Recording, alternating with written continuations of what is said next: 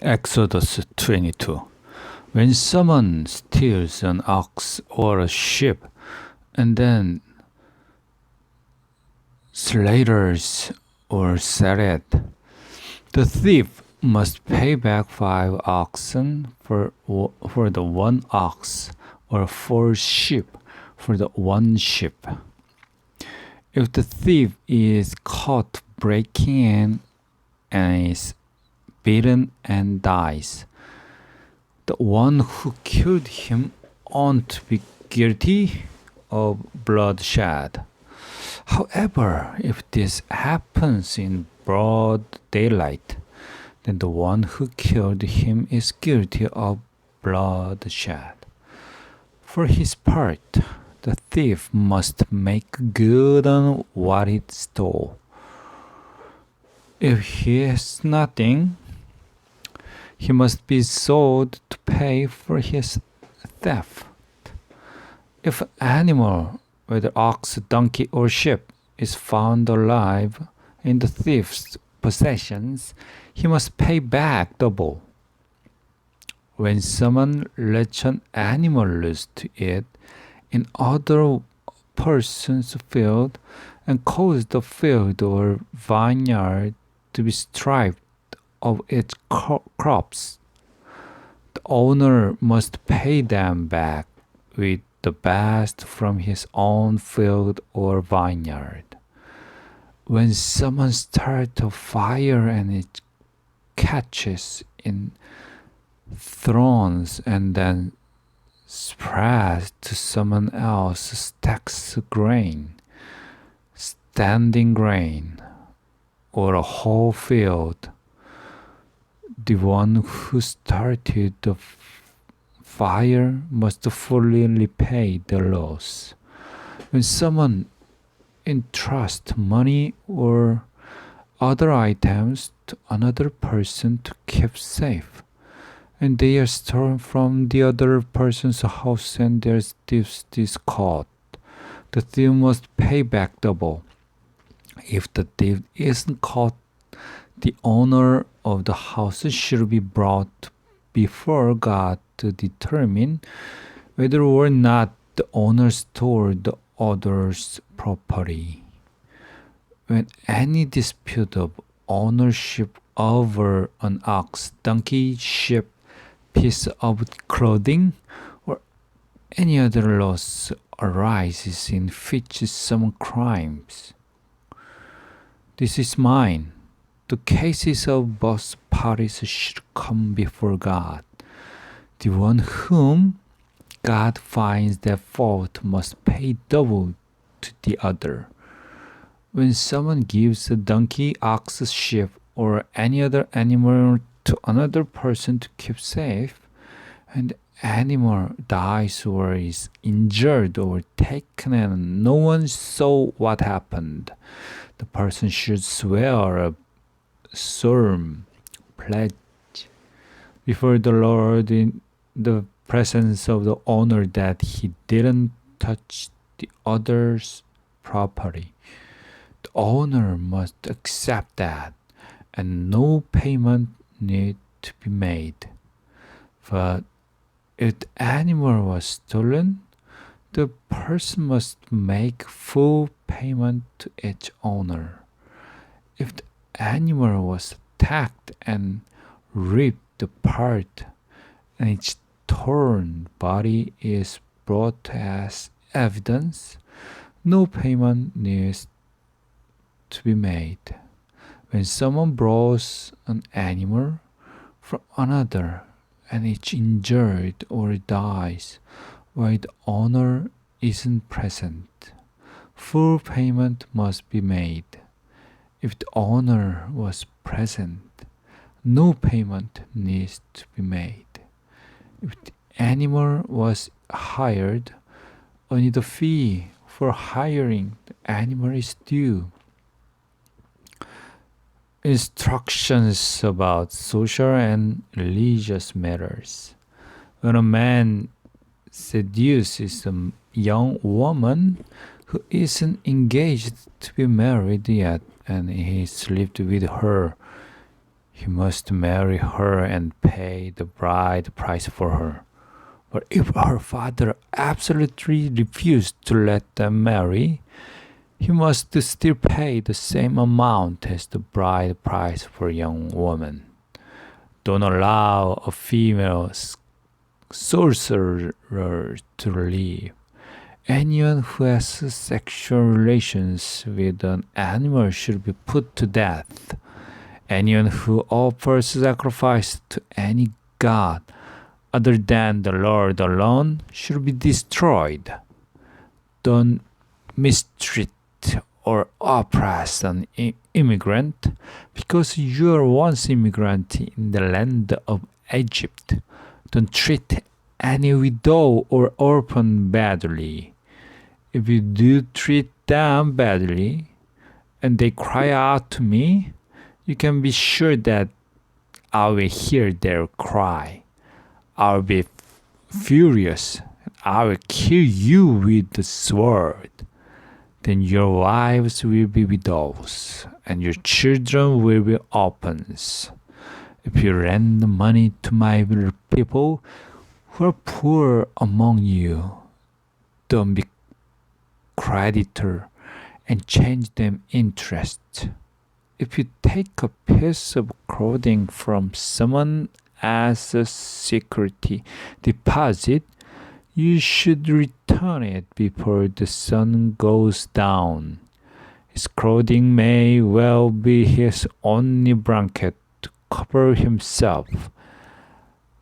What else would that person have to sleep in? And if he cries out to me, I will listen because I'm compassionate. Don't say a curse against God, and don't curse your people's sheep. Don't delay offering the produce of your vineyards and wine presses. Give me your oldest son. Do the same with your oxen and with your sheep. They should stay with their mother for 7 days. On the 8th day, you should give them to me. You are holy people to me. Don't eat any meat killed by wild animals out in the field. Throw it to the dogs instead. Exodus 23. Don't spread false rumors. Don't plot with other people to act as a lying witness. Don't take sides with important people to do wrong when you act as a witness. Don't stretch the truth to favor important people, but don't privilege unimportant people in their lawsuit either. When you happen to come upon your enemy's ox or donkey that has wandered off, you should bring it back to them. When you see a donkey that belongs to someone who hates you and it's lying down under its load, and you're inclined not to help set it free, you must help set it free. Don't undermine the justice that your poor deserve in their lawsuit. Stay away from making a false charge. Don't put an innocent person who is in the right to death, because I will not consider innocent those who does evil, such evil. Don't take a bribe, because a bribe blinds the clear-sighted and subverts the cause of those who are in the right. Don't oppress an immigrant. You know what it's like to be an immigrant, because you were immigrants in the land of Egypt. Sabbath and festivals. For 6 years you should plant crops on your land and gather in its produce.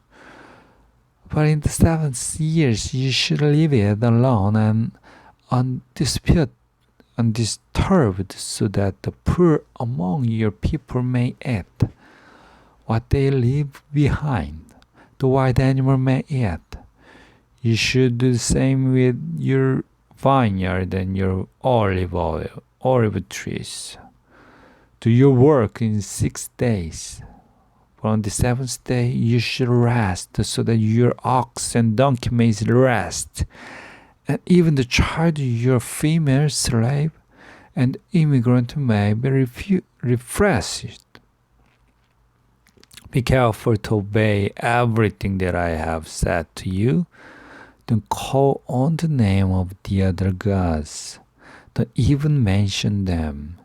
You should observe a festival for me 3 times a year. Observe the festival of unleavened bread, as I commanded you. Eat unleavened bread for 7 days at the appointed time in the month of Abib, because it was in that month that you came out of Egypt. No one should appear before me empty-handed. Observe the harvest festival for the early produce of your crops that you planted in the field, and the gathering festival and the end of the year, when you gather your crop of fruit from the field. All your males should appear 3 times a year before the Lord God. Don't offer the blood of my sacrifice with anything leavened. Don't let the fat of my festival offering be wrapped over until the morning. Bring the best of your lands or produce to the Lord your God's temple. Don't boil a young goat in its mother's milk. God's promise, messenger and land. I am about to send the messenger in front of you to guard you on your way, and to bring you to the place that I've made ready. Pay attention to him, and do as he says. Don't rebel against him. You ought to forgive the things you do wrong, because I am with him. But if you listen carefully to what he says and do all that I say, then I'll be an enemy to your enemies and fight those fighting you. When my messenger goes in front of you and brings you to the Amorites and Hittites and Perizzites and Canaanites and Hivites and the Jebusites, and I wipe them out.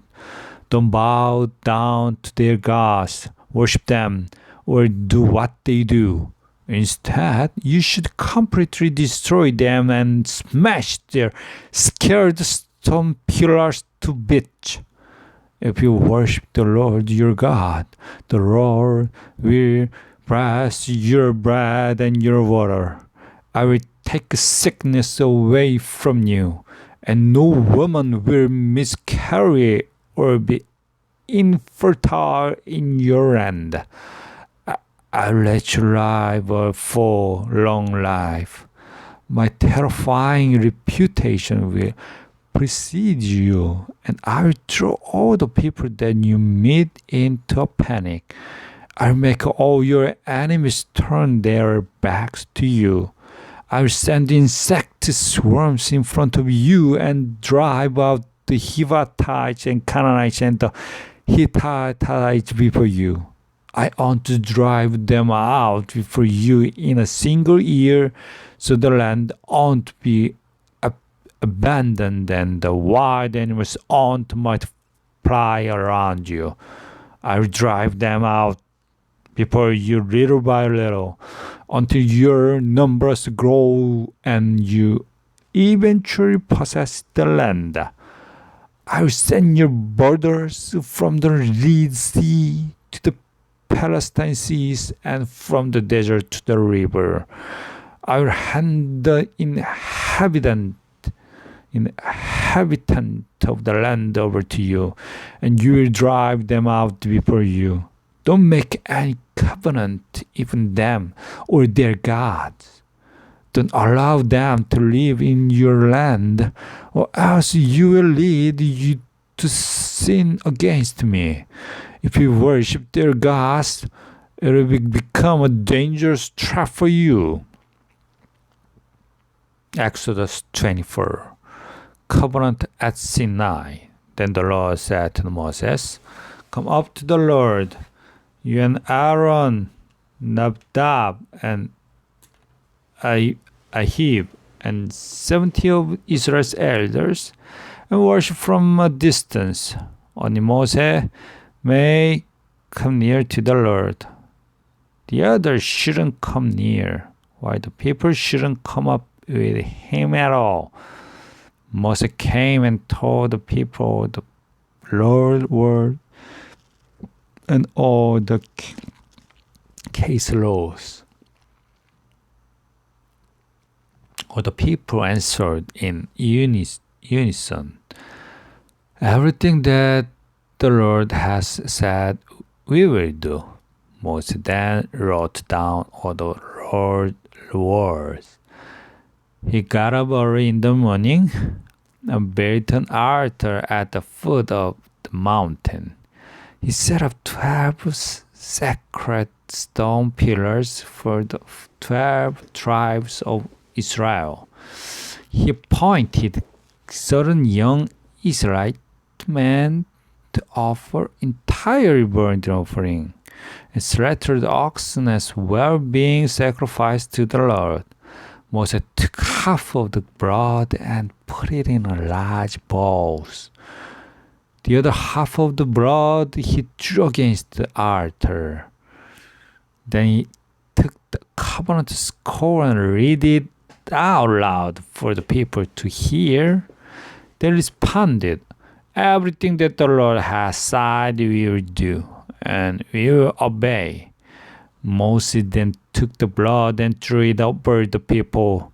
Moses said, this is the blood of the covenant that the Lord now makes with you on the basis of all these words. Covenant meal with God. The Moses and Aaron, Nadab and Abihu, and 70 elders of Israel went up, and they saw Israel's God.